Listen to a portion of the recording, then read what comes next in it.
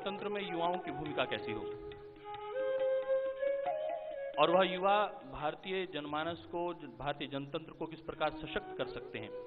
इसके लिए आदरणीय भाई राहुल जी निरंतर बहुत चिंतित रहते हैं और उसके प्रति निरंतर कार्य भी करते हैं। मैं उन्हें आमंत्रित करता हूं भाई राहुल कराड़ जी को कि वह आएं और उस संदर्भ में श्रद्धेय महाराज श्री के इस क्रांति धर्मा संस्कृति को अग्रसर करने के उस कार्य में वह क्या सहभागी हो सकते हैं, उसके विषय में अपनी बात रखें आदरणीय भाई राहुल कराड़ जी। जननी जन्मभूमिश्च स्वर्गादपि गरीयसी। आज पता नहीं मतलब इतने सालों से स्वामी जी के प्रति बहुत आदर, बहुत श्रद्धा और भारत को विश्वगुरु बनाने का जो एक बीड़ा उन्होंने उनके लाइफ में उठाया और जो आज हम सब देखते हैं कि पूरे विश्व में भारत में जिस तरीके से स्वामी जी का कद और योगा का, मुझे नहीं लगता कि पूरे वर्ल्ड में कोई इससे बड़ा ब्रांड एम्बेसडर पूरे वर्ल्ड के लिए होगा, पूरे भारत के लिए तो है ही। और आज मुझे यहाँ पे सौभाग्य मिल रहा है कि पुणे में MIT संस्था के बारे में अभी थोड़ा सा यहाँ पे बात बोली, बट शिक्षा के माध्यम से पिछले 32 सालों से 32 ईयर्स से MIT Maharashtra institute of technology, ये जो ग्रुप ऑफ इंस्टीट्यूशंस है, ये पहला प्राइवेट कॉलेज महाराष्ट्र में शुरू हुआ, इंजीनियरिंग कॉलेज, और इसके माध्यम से काफ़ी सारी संस्थाएं पूरे भारत में, भारत, मध्य प्रदेश, आंध्र प्रदेश, बाकी काफ़ी जगह के ऊपर चलाई जाती है। मैं इतनी आज का बड़ा योगायोग से मतलब मुझे नहीं पता था मुझे यहाँ पे आज कुछ बात करनी है, बट कल स्वामी जी के साथ कुछ एजुकेशन में योगा का हम कैसे एक ब्लेंडिंग, मतलब इतने सालों से बात होती है, काफ़ी अभी इस सरकार में भी इसके बारे में बहुत पॉजिटिवली बात हो रही है कि हम प्राइमरी, प्री प्राइमरी एजुकेशन हो या हायर एजुकेशन में योगा का कैसे एक तरीके से ब्लेंडिंग करें। मैं मेरे तक की बात यहाँ पे करूँगा कि MIT के माध्यम से हमने काफ़ी सारे ऐसे उपक्रम और शायद लाइक माइंडेड लोगों को इकट्ठा करने का जो, और एक उसका एक ब्रिज बनाने का एक जो काम, मतलब कई बार क्या होता है कि समाज में गुंडे बदमाश लोग बहुत जल्दी इकट्ठा आते हैं, बट शायद स्वामी जी का एनर्जी है, स्वामी जी का मुझे समझ में नहीं आता कि इतनी कम उम्र में ये कैसे हासिल हुआ। और हम कई लोग कई बार काफ़ी सारी चर्चा समाज में न्यूज़ चैनलों के माध्यम से करते, बट मुझे लगता है कि इतना बेहतरीन काम इतने सालों से पतंजलि के माध्यम से एक थॉट प्रोसेस लेके, एक मिशन लेके एक व्यक्ति खड़ा करता है, तो मुझे लगता है कि यहाँ बैठे हुए हर व्यक्ति ने ये योगा के माध्यम से देशभक्ति की बात किस तरीके से स्वामी जी ने हमारे मन में, मतलब पूरे विश्व में जहाँ पे भी जाता हूँ, मतलब इंग्लैंड अमेरिका आप जाओ तो भारत को खाली 2 ही लोगों के नाम से कि जाना जाता है कि एक गौतम बुद्धा और महात्मा गांधी।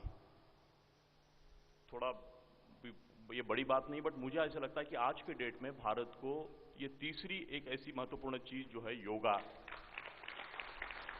कि जिसके नाम से जाने लगा है, और उसका पूरा के पूरा श्रेय, मतलब हमारी प्राइड क्या है पूरे में। मैं इंग्लैंड जाता हूं, अमेरिका जाता हूं, शिक्षा का जो भी हमारा संस्थान है, काफी सारे कोलैबोरेशन, जब तो इन लोगों के सामने हम जब खड़े होते तो भारत का मैसेज क्या है, तो भारत का मैसेज मुझे लगता है कि योगा के माध्यम से, गुरुजी आपने, मुझे नहीं पता कि एक व्यक्ति इतनी ऊर्जा लेके कैसे काम बन सकता है। मतलब हम सुबह उठ के आज आए, मतलब यहाँ पे बैठे कुछ लोग, मुझे कल बताया गया कि 4:30 बजे आपको यहाँ पहुँचना है, और मैं यहाँ पे आया और इतने बड़े नंबर में आप सब लोग यहाँ पे आते हैं, और ये 12 महीने इस तरीके से ये शिविर चलते हैं, टीवी के ऊपर रोज हम देखते हैं, पूरा भारत देखता है, पूरा विश्व देखता है। मुझे अभी यहाँ के चैनल के हमारे सब लोग बता रहे थे कि पूरे पता नहीं 170-180 देशों में ये पूरा के पूरा इसका प्रसारण होता है,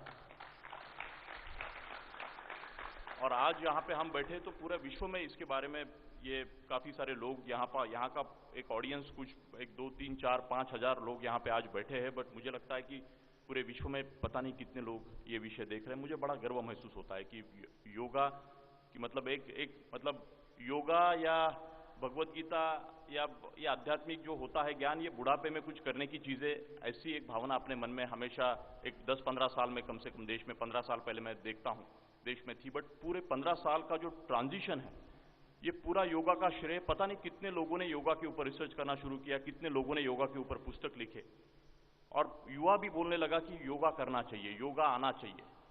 इसका पूरा श्रेय स्वामी जी को हमने देना चाहिए। मुझे लगता है कि समाज में इस चैनल के माध्यम से मैं कहना चाहूँगा कि पूरे वर्ल्ड में इसके बारे में लोग कुछ देख रहे होंगे, तो मैं सबको ये बताना चाहूँगा कि मतलब इसका श्रेय हमें स्वामी जी को देना चाहिए।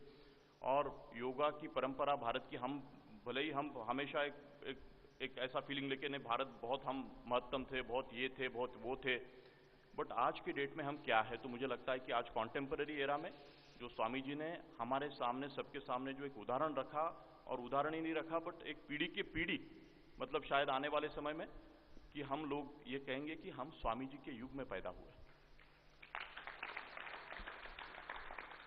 तो आने वाली जनरेशन्स कहेगी कि हम स्वामी जी के युग में पैदा हुए थे, या तो इस तरीके से मुझे स्वामी जी के बारे में लगता है कि ऐसी विभूतियों का जन्म लेना भारत भूमि में, और उसका हमें सबको गर्व होना चाहिए। मैं राजनीति का प्रशिक्षण देने का देश का पहला संस्थान 2005 में शुरू किया। लोग हंसे थे मेरे ऊपर कि राजनीति में कोई प्रशिक्षण होता है क्या, सभी राजनेता चोर है, पॉलिटिकल पार्टियां भ्रष्ट है, इस तरीके की चर्चा हमेशा हमने सुनी है, आज भी करते हैं हम। बट मैं मानता हूं कि राजनीति में भी बहुत अच्छे लोग हैं, और पढ़े लिखे लोगों ने, व्हाइट कॉलर लोगों ने, आपके जैसे अच्छे लोगों ने, सब लोगों ने मिलकर ये विचार करना चाहिए कि हम, राजनीति हर चीज का मूल है, और पढ़े लिखे अच्छे युवा राजनीति में आए। इसके लिए हमने ये राजनीति का पहला एक तरीके से MBA प्रोग्राम कहिए उसको, एक मास्टर्स प्रोग्राम हमने शुरू किया, और जिसके माध्यम से पिछले 12 सालों में काफी सारे लोग अलग अलग पार्टियों में पद लेके काम कर रहे हैं। इसी बात को आगे रखते हुए भारतीय छात्र संसद एक बहुत बड़ा प्लेटफॉर्म कि भाई राजनीति का शुद्धिकरण, राजनीति में हम प्यूरिफिकेशन कैसे लाए। जब तक राजनीति में अच्छे पॉलिसी मेकर्स नहीं आएंगे, पढ़े लिखे युवा नहीं आएंगे, तब तक राजनीति का हम चित्र बदल नहीं सकते। तो इस तरीके से ये भी एक बहुत महत्वपूर्ण प्लेटफॉर्म, इस प्लेटफॉर्म को स्वामी जी ने सपोर्ट किया। मैं पिछले 2-3-4 सालों से मैं विनती कर रहा था कि स्वामी जी आप आए। लास्ट टाइम स्वामी जी आए, नेक्स्ट टाइम भी स्वामी जी इसके ऊपर उन्होंने मुझे कमिट किया कि वो आएंगे, और पूरे भारत से 10,000 युवा कि जो सोशली एक्टिव है, पॉलिटिकली एक्टिव है, ऐसे युवा आते हैं, और हम उनको सेंसिटाइज करते हैं कि लोकतंत्र में और गुड गवर्नेंस में भागीदार होना बहुत जरूरी है। खाली दूर से सब राजनेताओं को चोर कहना, पॉलिटिकल पार्टियों को भ्रष्ट कहना, और किसी NGO के नाते खाली जाके मोमबत्तियां लेके गेटवे ऑफ इंडिया के ऊपर जलाना, इससे काम नहीं चलेगा। पढ़े लिखे लोग राजनीति में आए, ये मिशन लेके मैं काम कर रहा हूं। MIT शिक्षा संस्था में इंजीनियरिंग से लेके, और मुझे लगता है कि स्वामी जी तो पूरे कितने सालों से, मतलब योगा का माध्यम इतना बढ़िया, तो उसके माध्यम से देश में काले पैसे की बात हो, काले धन की बात हो, या काफी सारे ये कितने विषय स्वामी जी ने, मतलब मैं तो उनके सामने मैं डॉट समझता हूँ कि स्वामी जी आपका जो काम है वो ओशन है। और मुझे लगता है कि हमारे जैसे कई लोग आपको देख के प्रेरित पूरे देश में होते आए हैं, और आने वाले समय में भी ईश्वर आपको ऊर्जा देगा, और आपके माध्यम से बहुत बड़ा काम हम सब लोग कर पाएंगे। इतना ही मेरा विश्वास यहाँ कह के आप सब लोगों से विदा लेता हूँ। धन्यवाद। जय हिंद, जय भारत। बहुत ही ऊर्जावान युवा है।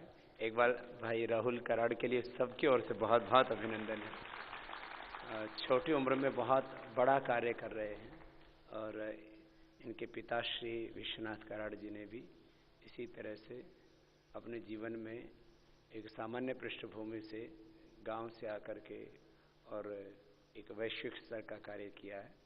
आगे इनका मन है कि हम सब पतंजलि योगपीठ से मिल करके भी इस राष्ट्र के निर्माण में, नेशन बिल्डिंग में कुछ हम बड़ी भूमिका निभाएं। एक बार हम सब की ओर से भाई राहुल विश्वनाथ कराड़ को बहुत बहुत हमारी शुभकामनाएं हैं। बहुत ऊर्जावान युवक है, और आगे बहुत कुछ करेंगे, इनमें अपरिमित संभावनाएं हैं। बहुत आशीर्वाद। भस्त्रिका प्राणायाम से ये प्राण विद्या, इसी प्राण विद्या को ही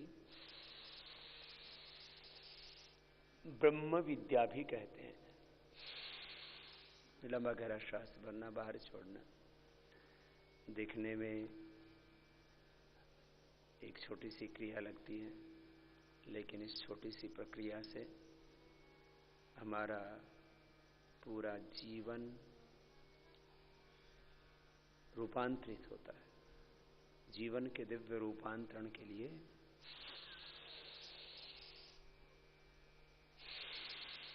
भस्त्रिका, कपालभाति, बाह्य उज्जाई, अनुलोम विलोम, भ्रामरी, उद्गीत, प्राणायाम, प्रणव का ध्यान, ये 8 बहुत ही महत्वपूर्ण प्रक्रियाएं हैं,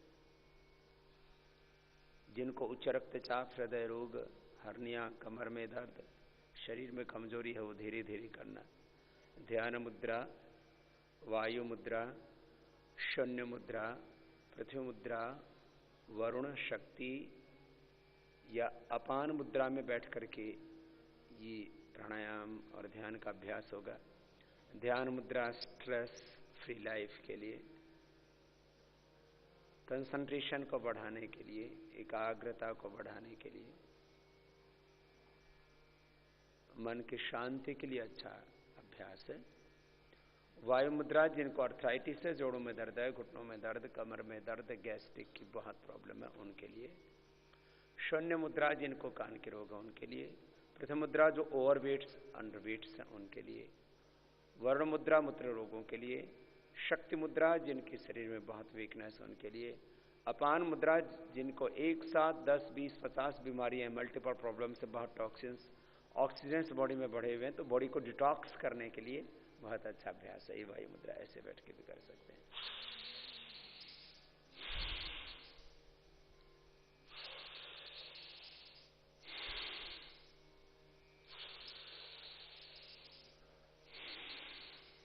जिनको बहुत कमजोरी हो इसे भी धीरे कर सकते हैं, और जो पूरी तरह से निरोगी हैं, योगी हैं, उनको तीव्रता पूर्वक करना चाहिए।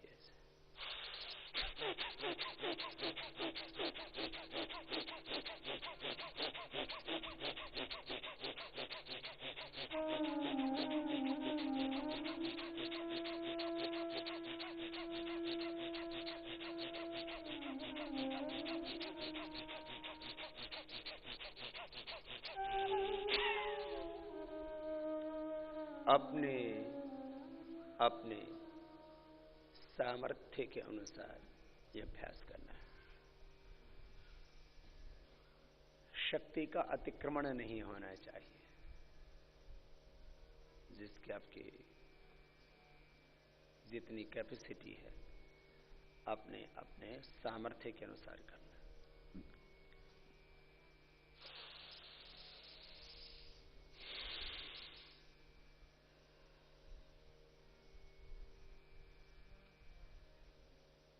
बिना योग के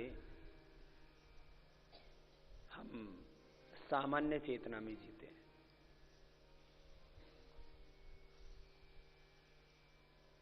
यद्यपि हमारे इस पिंड में ब्रह्मांड की सारी शक्तियां सन्निहित हैं, लेकिन एक और गहरी बात हमारे साथ जुड़ी हुई है। मनुष्यों में स्वाभाविक ज्ञान, मनुष्यों में स्वाभाविक विद्याएं, निपुणताएं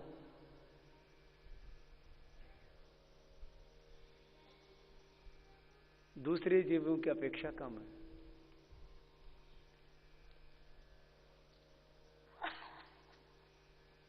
किसी किसी जीव में गंध का इतना तीव्र ज्ञान होता है कि कई किलोमीटर दूर की गंध का पता लगा लेते हैं।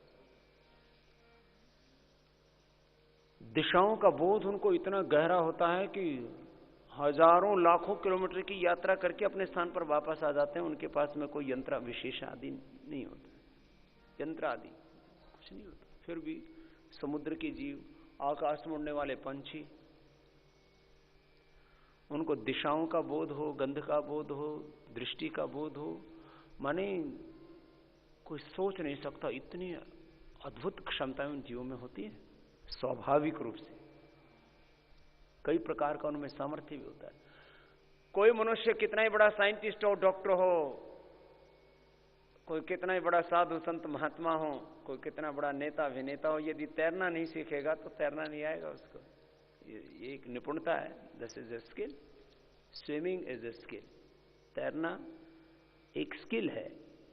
आदमी कितना ही बड़ा हो जाए, यदि तैरना नहीं सीखेगा तो उसको स्वाभाविक रूप से नहीं आता। कुत्ते से लेकर के, हिरण से लेकर के, भेड़ बकरियों से लेकर के, गाय भैंस से लेकर के, गधे से लेकर के, शेर हाथी तक सबके बच्चों को पैदा होते ही तैरना आता है। उसके शावक को आप यदि 5 दिन का भी है तो पानी में डाल दीजिए, तैर करके बाहर निकल जाएगा, बहती हुई नदी से बाहर निकल जाएगा। आदमी के बच्चे को करीब 6 से 9 महीने लग जाते हैं खड़े होने में और चलने में। हिरण का बच्चा पैदा होते ही थोड़ी देर में दौड़ने लग जाता है। ये उनके अंदर स्किल है। चलो भस्त्रिका के बाद अब कपालभाति कर लो। मैं क्या कहना चाह रहा हूं, मनुष्यों में सारे ब्रह्मांड की शक्तियां हैं, लेकिन उन शक्तियों को जागृत करना पड़ता है। एक तो कहते हैं स्वाभाविक ज्ञान, स्वाभाविक निपुणताएं, स्वाभाविक योग्यताएं, स्वाभाविक क्षमताएं, सामर्थ्य। एक होता नैमित्तिक ज्ञान, नैमित्तिक गुण, विशेषताएं, योग्यताएं, क्षमताएं, योग्यताएं। माने किया जाए तो ऐसा होगा। मनुष्य के ज्ञान को यदि पूरी तरह से प्रकट किया जाए तो एक मनुष्य में इतना सामर्थ्य है, उसकी हम कल्पना भी नहीं कर सकते। अभी तक दुनिया के बड़े बड़े लोगों ने इस पर माने कितने प्रकार से शोध किया है, उन सबका विचार करें तो आज का पूरा सत्र इसी में चला जाएगा। योग क्या कर रहा है? योग हमारे उस स्वाभाविक ज्ञान को, स्वाभाविक बोध को, स्वाभाविक जो हमारे हैं भीतर सन्निहित लेकिन प्रसुप्त अवस्था में, उसको जागृत करने का एक बहुत बड़ा माध्यम है। कपालभाति करते रहिए, रुकिए मत। तो ये एक थोड़ी सी पृष्ठभूमि मैंने इसलिए कही आपसे कि बिना योग के मनुष्य सामान्य चेतना में रहता है। योग करके हमारा ज्ञान, हमारी शक्ति, हमारा सामर्थ्य, हमारा ऐश्वर्य, हमारी विभूति, हमारे भीतर की दिव्यता पूरी तरह से जागृत हो जाती है। सामान्य शब्दों में कहें तो एक योग से हमारे जीवन में सारे शुभ और सौभाग्य के द्वार खुल जाते हैं। और परंपरागत शब्दों में मैंने कहा था कि योग एक कल्प वृक्ष की तरह है। साइंटिफिक लैंग्वेज में मैंने कहा था कि इससे डीजनरेट सेल्स रिजुविनेट हो जाते हैं। इससे सभी केमिकल्स, हार्मोन्स, सॉल्स का बैलेंस हो जाता है, वात पित्त कफ का, एनाबॉलिज्म, कैटाबॉलिज्म, मेटाबॉलिज्म का।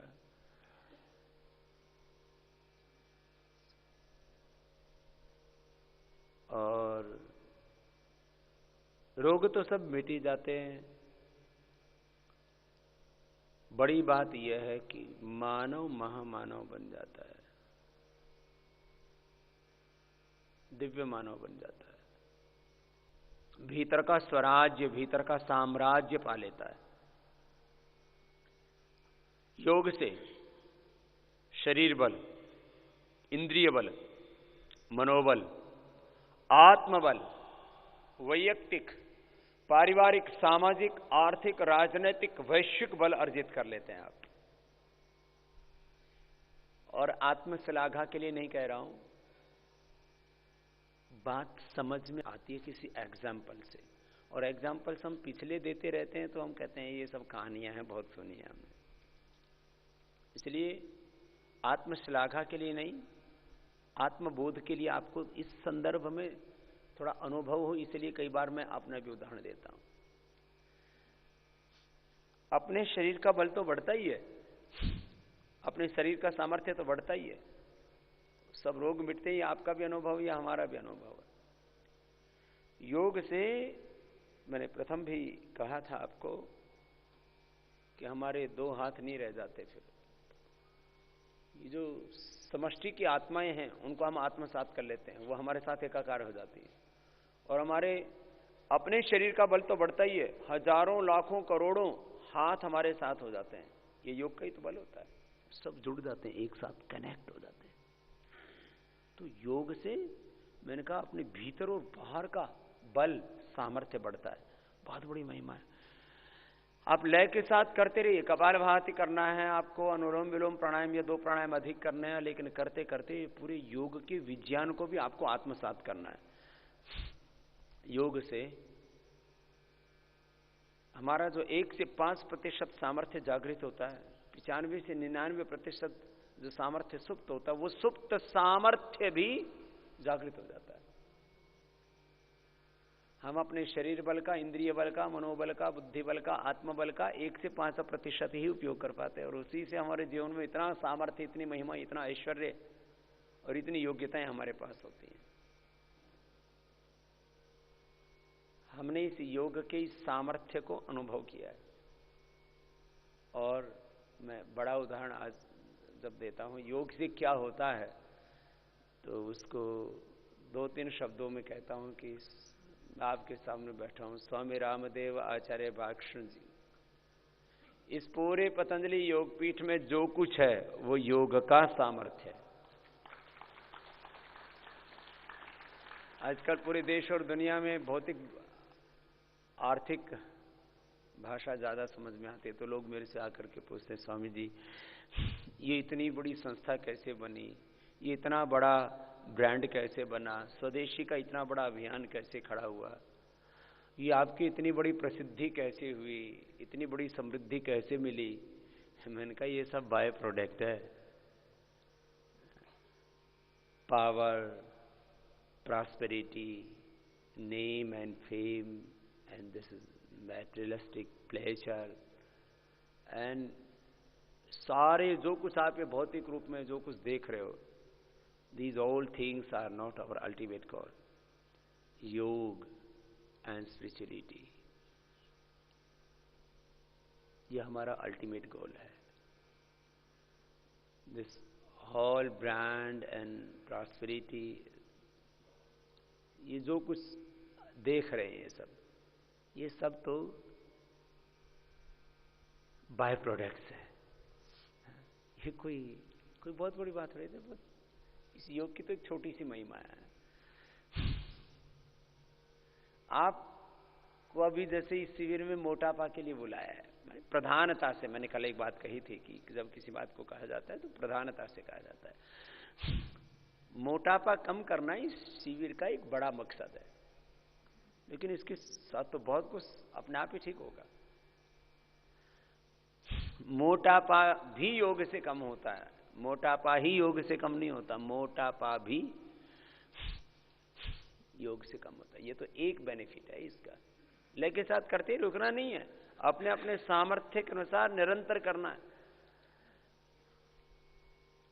मैं गहरे वैज्ञानिक तथ्य और सत्य निष्कर्ष भी आपके सामने रखता हूं, और साथ ही साथ कुछ मोटी मोटी बात भी कहता हूं कि देखो भाई, गरम गरम तवे पर रोटी सेक लो, नहीं तो दोबारा गर्म करना पड़ता है। तो आप एक बार योग से आपका सिस्टम ऑन होता है तो बस फिर उसको चलते रहना, उसी दिशा में बहते रहो, चलते रहो। चरे वेदी चरण वही मधुविंदति इंद्र इंद्र इचरत सखा कली शयानो भवति कृतम संपद्यते चरण।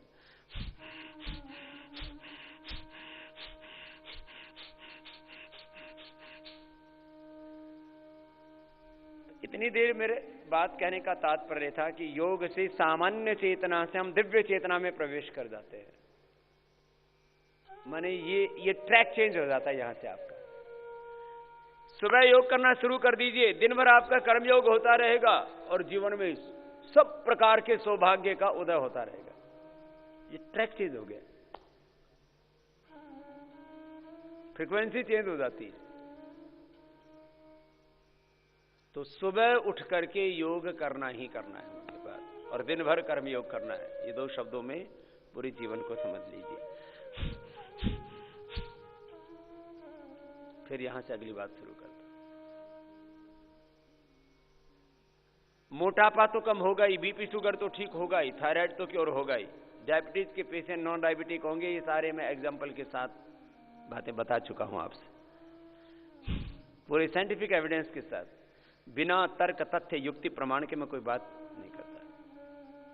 विदाउट एविडेंस कोई अनसाइंटिफिक बात नहीं करते हम। प्रैक्टिकल बात करते हैं, साइंटिफिक बात करते हैं, यूनिवर्सल बात करते हैं, और वो सत्य आप सब अनुभव कर सकते हो। ये कोई काल्पनिक बातें नहीं है, ये कोई सपना नहीं है, कोई कल्पना नहीं है, ये जीवन का सबसे बड़ा यथार्थ है। जिसने किया वो कृतार्थ हो गया। योग जीवन का सबसे बड़ा यथार्थ है। करते रहिए। थक गए होंगे कपालभाति करते करते, तो थोड़ी देर अनुलोम विलोम कर लीजिए। अब 5 मिनट से पहले इसमें रुकना नहीं है। कपालभाति हो या अनुलोम विलोम हो, एक अभ्यास कम से कम हम 5 मिनट कर सकें। 95 से 99% हमारे मस्तिष्क का हम उपयोग ही नहीं कर पाते हैं। सामान्य अवस्था में हम अपने मस्तिष्क का 1%, जब हम अध्ययन करते हैं, किसी संदर्भ में गहरा अनुशीलन करते हैं, उस गहरे अनुशीलन के वक्त जब हमको डीप स्टडी करते हैं, रिसर्च करते हैं, पूरी तरह से कंसंट्रेट करके किसी भी विषय में गहरा उतरते हैं, चाहे वो व्याकरण शास्त्र है, अर्थशास्त्र है, चाहे वो साइंस और टेक्नोलॉजी है, किसी भी विषय में जब गहरे उतरते हैं तो मैक्सिमम हमारे मस्तिष्क का 5% इस्तेमाल करते हैं। बहुत बड़े साइंटिस्ट हैं तो कहीं 6-7% यहां आकर की सीमाएं खत्म हो जाती हैं। योग से हमारे मस्तिष्क का सुप्त ज्ञान जागृत हो जाता है, ऋतंभरा प्रज्ञा की प्राप्ति होती है। निर्विचार वैशारद्य अध्यात्म प्रसाद ऋतंभरा तत्र प्रज्ञ शतनमान प्रज्ञाभ्याम अन्य विषया विशेषार्थत्वात् तज्जः संस्कार अन्य संस्कार प्रतिबंधी तस्याप निरोधी सर्वनिरोधान निर्वीज समाधि। ये बहुत बड़ी प्रक्रिया है।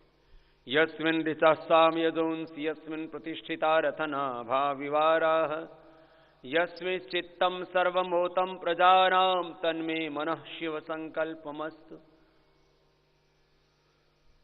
चारों वेद, ज्ञान, विज्ञान, पराविद्या, पराविद्या, ब्रह्म विद्या सब हमारे भीतर है।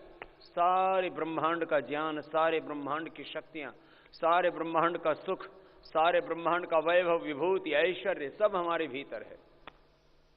योग से उसे जागृत करते हैं। यह है बड़ा फायदा। इसलिए मैं बार बार कहता हूं, माना कि योग से रोग भी मिटते हैं, लेकिन stress-free life, disease-free life, this is the initial benefit of yoga. Achievement of the life defined, this is the ultimate goal of yoga.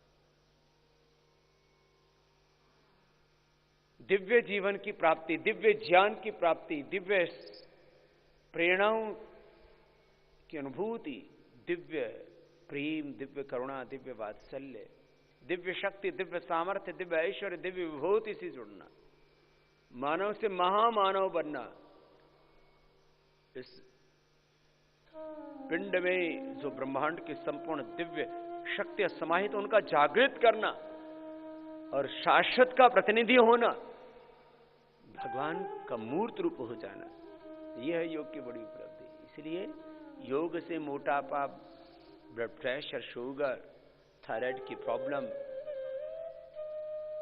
एसएलएमएस, autoimmune disease, heart problem, cancer problem, ये सब तो मिटने ही वाले हैं और ये मिट रहे हैं। ये सब रोग हमने देख लिया है अपनी आंखों से।